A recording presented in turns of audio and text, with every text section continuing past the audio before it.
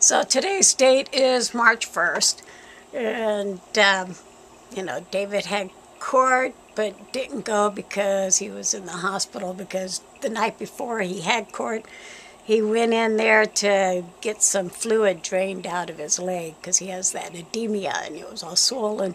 And they ended up keeping him because now he's also got sepsis again. So the court date got extended to March 27th.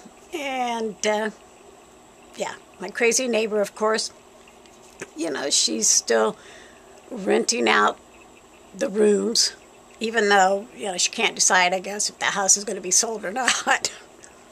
And she's got that court case with David. But tonight, there have been two vehicles that appear to be moving in. One has a kid, so that's not good, because her boyfriend, years ago, Glenn, he was arrested for taking pictures of kids and putting them on the internet. So, you know, I don't think anybody should let a kid anywhere near this lady.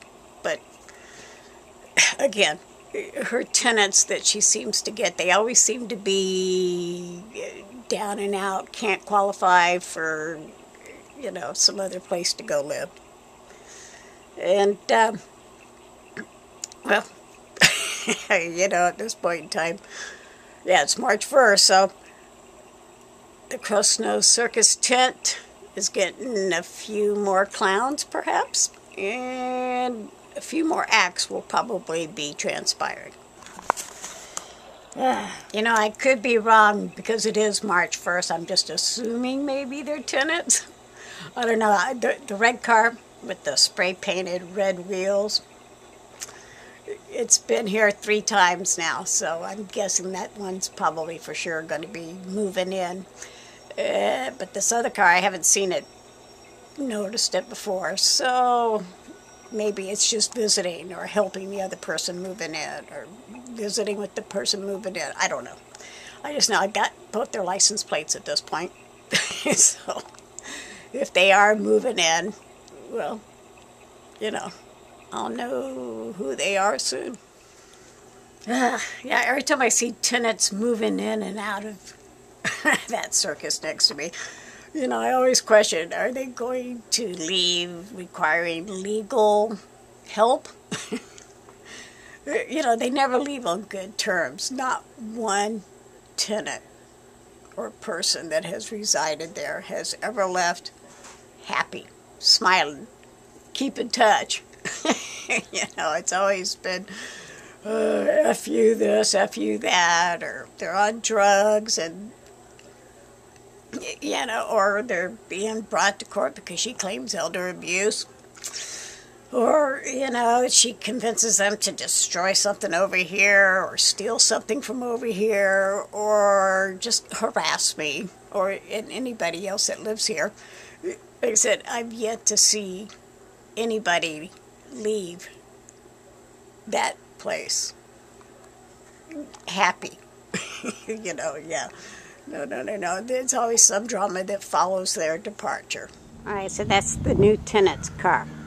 It's a Volkswagen Jetta, and it's got a donut tire missing the hubcap on the passenger rear tire. Red neon, painted red tires, rims. Yeah, currently there's a plumber there. So obviously Clown John is not a qualified plumber, right? I mean, he's taken that toilet out, he's taken the shower, taken everything out, and obviously the new tenants that just moved in are a little concerned that there's no water. But maybe I should go tell him to go follow that hose that's stuck underneath my fence. I don't know. I just know that it's nice to see she had to actually spend some money on an actual plumber. And so also I've noticed, of course, regarding the new tenants, maybe they're tenants, I don't know, they could just be visiting, but yeah, the Volkswagen, it's missing, it's got like a donut on the rear tire and a donut on the front tire, no hubcap. So obviously it's got some issues of its own.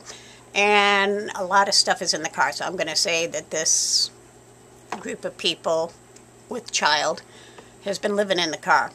And, you know, I don't begrudge anybody that would prefer to live inside of a house versus in the car. But I do hope that the kid doesn't get traumatized by the Crosnoe Circus clowns and their acts. That, yeah, I feel sorry for the kid.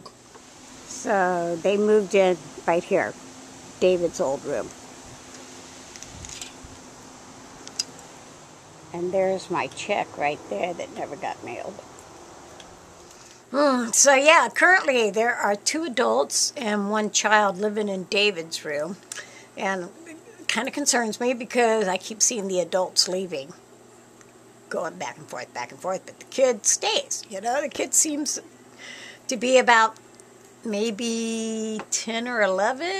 I could be wrong, but I've seen him empty the trash, but I haven't seen him leave when the adults leave. I don't know who the adults are, if they're his parents or what. I just know they're adults. And I am concerned because, you know, that kid, if he is being left alone in that room, he could see anything, hear anything, or, you know, if Linda or her friend John goes into that room while that kid's in there, it could scare the crap out of him, right? And, yeah, I feel bad for the kid. I do.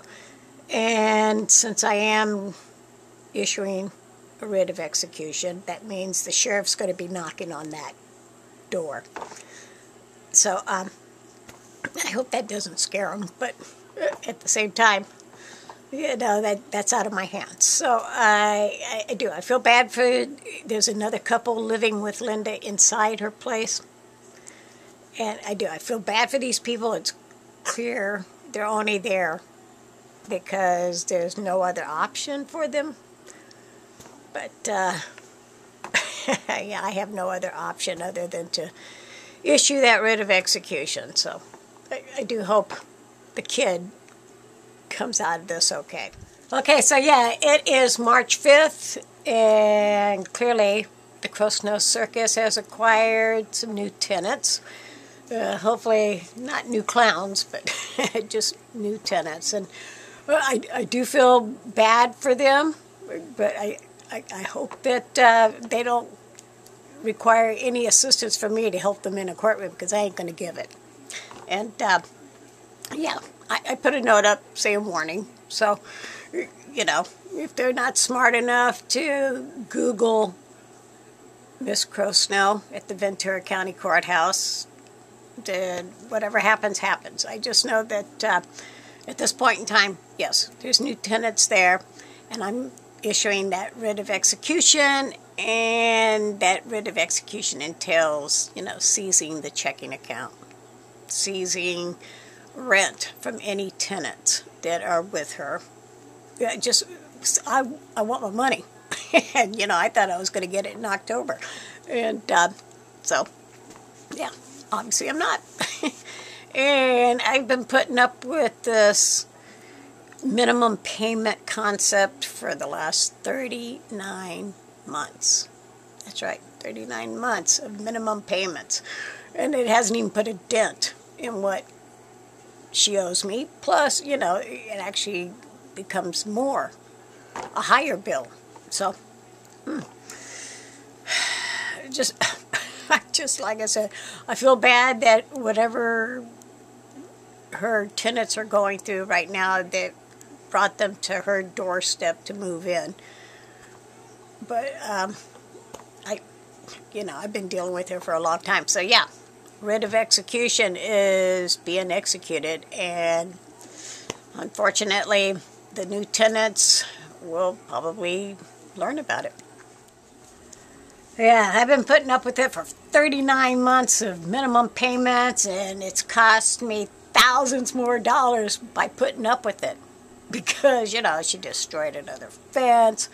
I've had to deal with the police. I've had to keep sending certified letters. I have to keep track, you know, account financing, if you will, everything that's happening, whether she makes the payments on time, doesn't make the payments, you know, she's been not abiding by the contract on any level. It was actually dissolved like 2 years ago, and she's still, you know, just playing her games and having her friend John keep destroying my property, stealing stuff, just keep calling the police. Like I said, it's been a headache. And because of the fact that she owes me money, she's just, I guess, still putting me through hell. But in the meantime, yeah, I won 3 court cases against this woman because she's a loon, and because it's obvious she commits perjury. It's obvious that she willfully destroys property. It's obvious that on video that everything I have entailed has been caught on video. So, yeah. So I guess in the meantime, I'm still waiting to get paid off here, and I really did think when the house sold and they contacted me, the escrow company, and had me fill out all that paperwork, had me submit all this stuff, that it was going to be over with. And obviously it's not.